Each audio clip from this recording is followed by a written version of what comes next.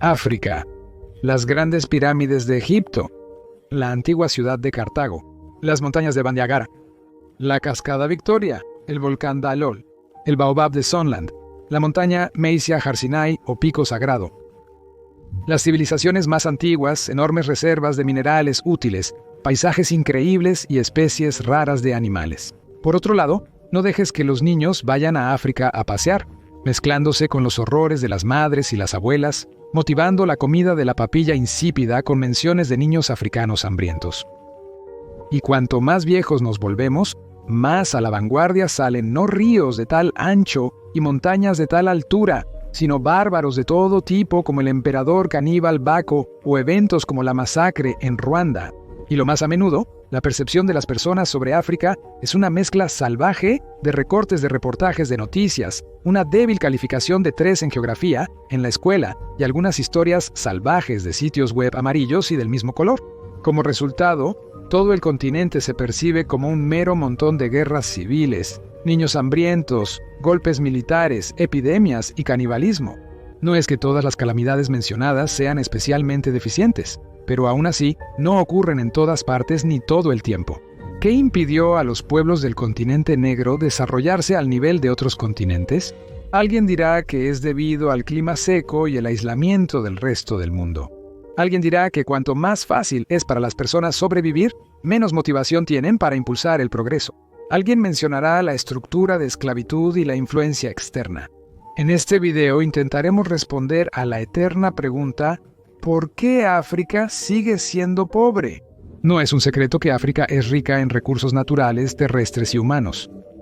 El continente negro contiene colosales depósitos de minerales, manganeso, bauxita, cromita, combustibles fósiles, minerales de cobalto y cobre, oro, platino, diamantes, fosfatos, uranio y muchos otros recursos útiles.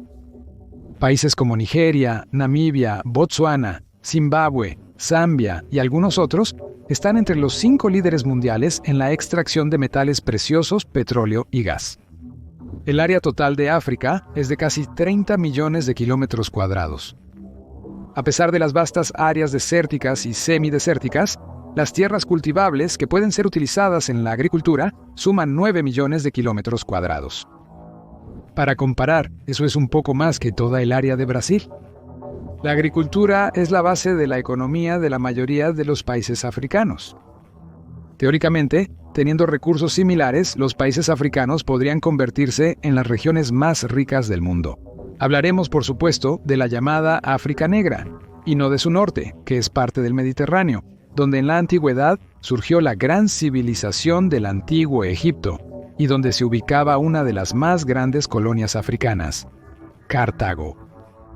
El atraso de África en términos de civilización, hoy en día, está muy exagerado en la conciencia popular, si se considera la historia del continente en su conjunto. En ciertas etapas de la historia, los africanos no solo no se quedaron atrás, sino que superaron a los europeos en desarrollo.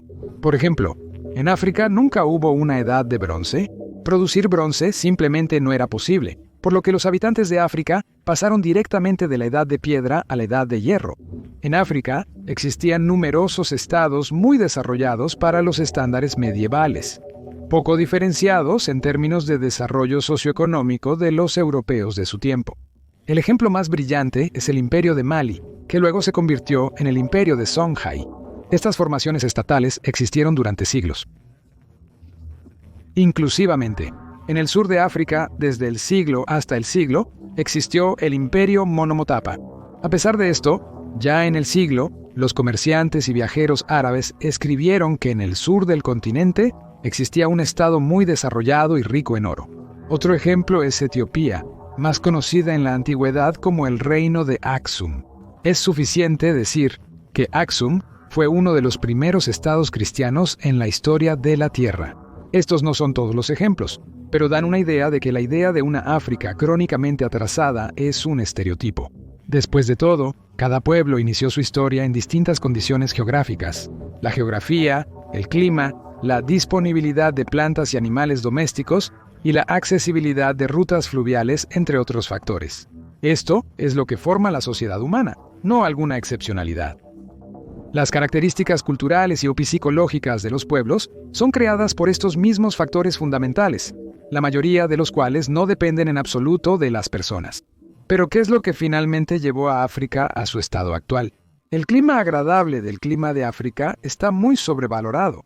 Estamos acostumbrados a percibir a África como algo unificado y completo. Sin embargo, en realidad, el clima aquí varía mucho de una región a otra. Incluso si no hablamos del desierto del Sahara, en el resto de África no es mucho mejor. En la costa oeste predomina un clima desértico oceánico.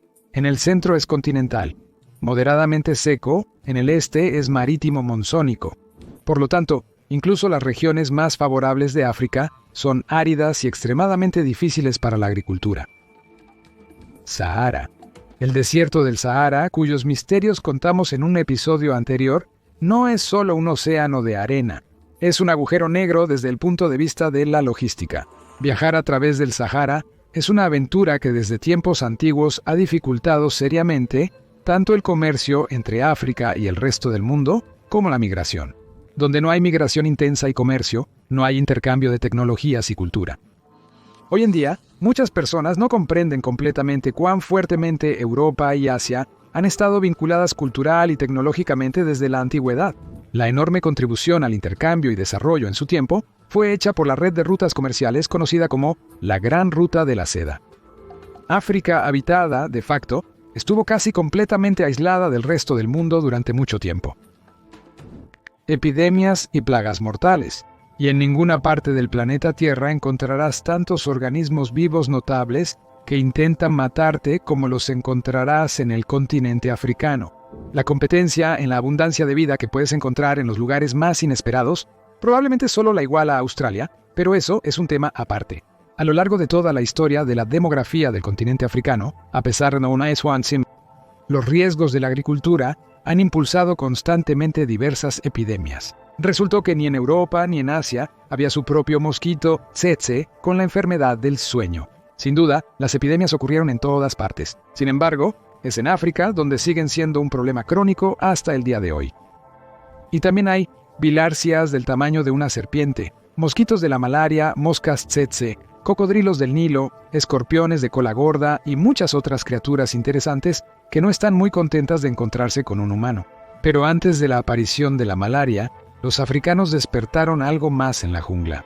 Este descubrimiento casi eliminó la malaria del pedestal y entró en la historia como uno de los métodos más horribles de morir. Los barcos que llegaban al Nuevo Mundo a veces izaban la bandera amarilla con una calavera y huesos cruzados, y nadie se atrevía a subir a bordo, sin importar cuán valiosa fuera la carga que llevaban. La infección desoló ciudades enteras, convirtiéndose en la base de muchas leyendas espantosas sobre colonias desaparecidas, lugares de esclavos africanos y sus dioses malditos. Jack Amarillo, John Bronce, fiebre hemorrágica o simplemente fiebre amarilla, la enfermedad hemorrágica viral del Nuevo Mundo. La fiebre amarilla se propagó por todas partes, afectando principalmente a las regiones más pobres. Los europeos desarrollaron una vacuna solo en 1937, no sin la ayuda del Fondo Rockefeller, que proporcionó enormes sumas de dinero para luchar contra la fiebre amarilla. Pero más allá de los territorios domésticos, el problema sigue siendo una amenaza en África hasta ahora. En la misma categoría están el ébola, la fiebre de Lassa, Marburg y el Nilo Occidental. Colonización. Aquí llegamos a lo más importante. El desarrollo de los estados africanos rompió seriamente el contacto con los europeos civilizados, quienes durante varios siglos convirtieron el continente en una fuente de recursos baratos y mano de obra esclava. Todo terminó con el hecho de que absolutamente todo el continente africano fue dividido entre los estados líderes del mundo en ese momento. Durante siglos, el yugo colonial oprimió a África y cada vez más empujó al continente hacia el atraso, manteniendo a la sociedad local no a nivel feudal, sino a nivel tribal de desarrollo. Todo comenzó a finales de siglo, y hubo varias razones para ello. Europa descubrió las propiedades de la quinina, producida a partir de la corteza del árbol de quina sudamericano, capaz de curar la malaria, que ya no era tan temible para los colonos europeos. Europa desarrolló la tecnología de armas de fuego, que tenía enormes ventajas sobre el mosquete de ánima lisa, con el que estaban equipados los ejércitos africanos más avanzados. Europa acumuló suficiente información sobre África interior gracias a una serie de valientes viajeros que lograron atravesar con éxito las selvas, pantanos, desiertos y demostraron que el sol allí no quema a una persona viva como lo sugerían los autores antiguos.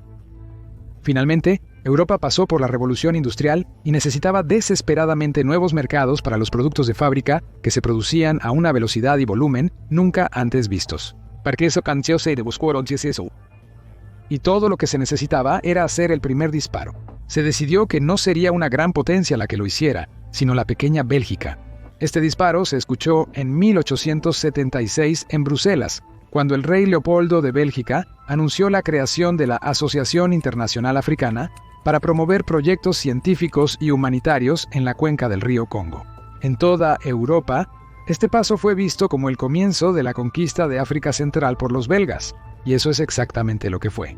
Por su dureza, la explotación de la población local en las plantaciones de caucho, minas y construcción de carreteras organizadas por los belgas no tenía paralelo en la historia de África, y las personas morían por decenas de miles, y las represiones y el saqueo permanecían sin control, porque el Estado Libre del Congo, como se llamaba con cruel ironía a este vasto territorio, no estaba gobernado por el Estado belga, sino que era propiedad personal de Leopoldo. Inmediatamente después de Bélgica siguieron Inglaterra, Francia, Portugal y España. Después de un tiempo, al reparto tan de moda del pastel africano, se unieron las jóvenes grandes potencias de Alemania e Italia, que también soñaban con tener sus propios imperios coloniales. La tormenta ganó velocidad de huracán.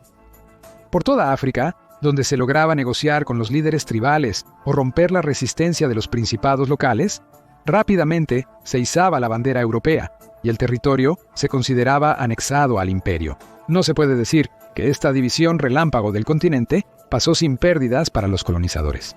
Los ingleses tuvieron que pasar por varias batallas sangrientas para capturar la Confederación Ashanti en Ghana y el estado de Zulu en Sudáfrica, mientras que los franceses superaron la resistencia desesperada de los Emiratos en Fouta-Djallon y los Tuaregs en Mali. Durante 2 años, las fuerzas alemanas tuvieron que sofocar la rebelión de los Herero en Namibia, que terminó en un genocidio masivo de africanos. Durante más de 3 siglos de esclavitud, los europeos infligieron un daño colosal a África. Millones de africanos fueron transportados a las plantaciones americanas o murieron durante la captura y el transporte. La probabilidad y colonización de los territorios de África, Eurasia y América por los europeos fue tanto mayor cuanto más fácilmente se sometía la gente que habitaba este territorio. Los colonizadores europeos trajeron consigo alcohol, que era un producto muy rentable, con ganancias que oscilaban entre el 400 y el 900%. Lo vendían al Nuevo Mundo a cambio de prácticamente todo, desde madera hasta esclavos. En África Occidental, el alcohol, particularmente el ron, se volvió una parte integral del Triángulo Dorado, el esquema comercial. Ron de América, esclavos de África, caña de azúcar de las Indias Occidentales.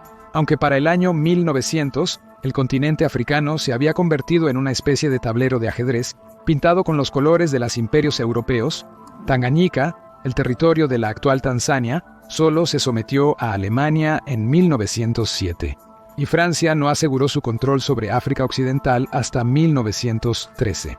La lucha por la liberación de las tribus libias contra los italianos continuó hasta 1922, y los españoles lograron sofocar a los guerreros bereberes de Marruecos solo en 1926. Solo un estado logró mantener su independencia, creado por los africanos: Etiopía.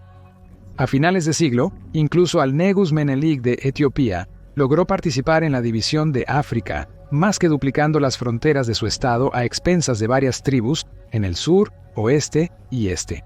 Los colonizadores realmente construyeron una economía moderna en África, aunque sus dimensiones, en comparación con las del sistema económico tradicional, no eran particularmente grandes. Pusieron fin a las guerras intertribales, acabaron con el canibalismo que florecía en la parte central del continente, abrieron algunas escuelas y hospitales, educaron a algunos africanos en universidades. Sin embargo, no transformaron a la población de las colonias en personas civilizadas e independientes. Se enseñó a los africanos a obedecer a los amos blancos, pero eso no convierte a un salvaje en un ser civilizado, ni a un ex-esclavo en un hombre libre. Había muy pocas personas educadas y especialistas calificados en África hacia el final del periodo colonial, pero lo más importante es que ni la élite ni la población en general se acostumbraron a tomar decisiones. considerar sus consecuencias y asumir la responsabilidad de su implementación. Influencia de la Unión de Repúblicas Socialistas Soviéticas. A mediados del siglo, África se quedó como el continente con la gama más pobre de colores en el mapa político. El 60% de su territorio estaba dominado por dos colores: el violeta, que representaba el dominio colonial de Francia, y el verde, que marcaba una u otra forma de pertenencia de la región al Imperio Británico. El proceso de descolonización, que comenzó después de la Segunda Guerra Mundial, no estuvo exento de dificultades. Las potencias europeas solo abandonaron los territorios que no podían conservar. Gran Bretaña ya no tenía la fuerza para contener el movimiento de liberación indio, y Francia no podía gobernar en Indochina. Sin embargo, Londres y París creían que tenían los recursos necesarios para prolongar su estancia en el continente africano. En el peor de los casos, podrían haberse retirado, reemplazando el gobierno colonial directo con formas indirectas de control sobre la vida económica y política de los nuevos estados. Por primera vez, la Unión Soviética sacudió esta convicción. La descolonización obedecía a sus intereses esenciales. Al romper la unidad del campo capitalista, abrió el camino socialista para los pueblos de África. Durante la crisis de Suez en 1956, los imperios coloniales europeos intentaron forzar al gobierno de Egipto, encabezado por Gamal Abdel Nasser, a renunciar a la nacionalización del Canal de Suez y, con el apoyo de Israel, desataron una guerra contra Egipto. Pero su primer éxito militar marcó el fin. En su declaración oficial, Moscú condenó resueltamente la agresión y amenazó a los ingleses y franceses con las consecuencias más graves, incluso hasta proporcionar asistencia militar directa a El Cairo. Londres y París tuvieron que retroceder. Todo el mundo se convenció de que el poder de los imperios europeos quedó en el pasado. En todo el continente negro, el movimiento de liberación estaba ganando impulso, aprovechando el activo apoyo de Moscú. A finales de los años 50, Marruecos y Túnez lograron la independencia de Francia, estableciendo rápidamente relaciones diplomáticas con la Unión de Repúblicas Socialistas Soviéticas. Con ayuda de la Unión de Repúblicas Socialistas Soviéticas, 1966. Se convirtió en el verdadero año de África.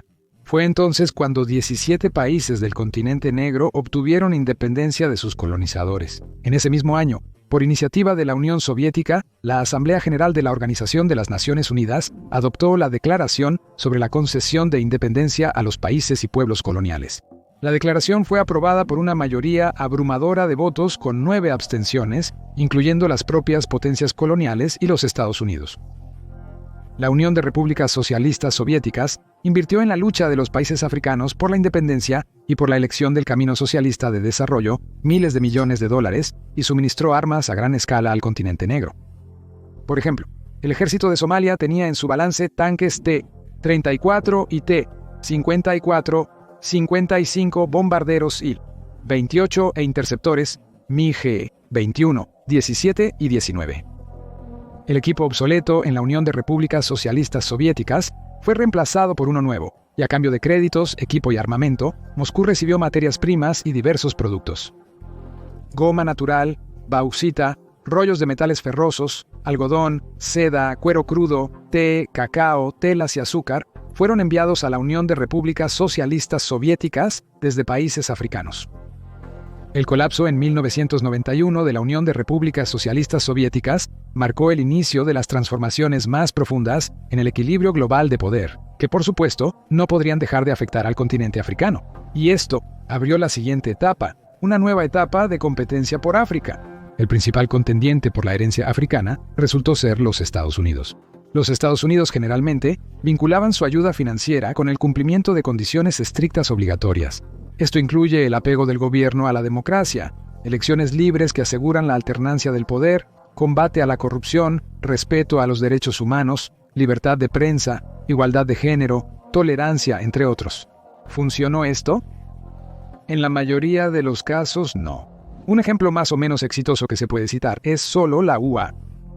China e India, a su vez, y precisamente estos dos países hoy, tienen una gran y creciente influencia en África, siguen otro modelo para fortalecer su influencia en el continente, que a veces se llama en la prensa el poder suave asiático o el soft power asiático. Ofreciendo a los países africanos grandes proyectos, no les imponen ninguna condición política estricta, prefiriendo no interferir en los asuntos internos de los estados. No ponen en primer lugar la situación con la libertad de expresión y la libertad de prensa. No exigen elecciones justas y libres. Sin ninguna condición adicional, India y China proporcionan una ayuda financiera y tecnológica muy significativa a los estados africanos. Y de esta manera, logran resolver sus tareas estratégicas de penetración profunda en África cada vez más exitosamente. En otro episodio, mostramos cómo China está conquistando África de manera sutil, y ahora simplemente agregaremos que China tiene éxito en cooperar con estados africanos inestables, prácticamente con cualquier régimen político, e incluso está dispuesta a comprometer sus principios políticos. Así, recientemente China comenzó a ayudar a Burkina Faso, a pesar de que este país reconoce la soberanía de Taiwán. Este conjunto de factores, desde el clima hasta los extranjeros, todavía impide que los estados africanos se alineen con las mayores potencias mundiales. Vale la pena recordar que de vez en cuando alguien intenta unir los países africanos, y todo esto sin interferencia extranjera. Esa persona fue Muammar Gaddafi, pero recordamos muy bien cómo terminó su intento de crear una unión africana, ¿no? Así que solo queda preguntar, ¿logrará finalmente el continente negro seguir su propio camino exitoso de desarrollo?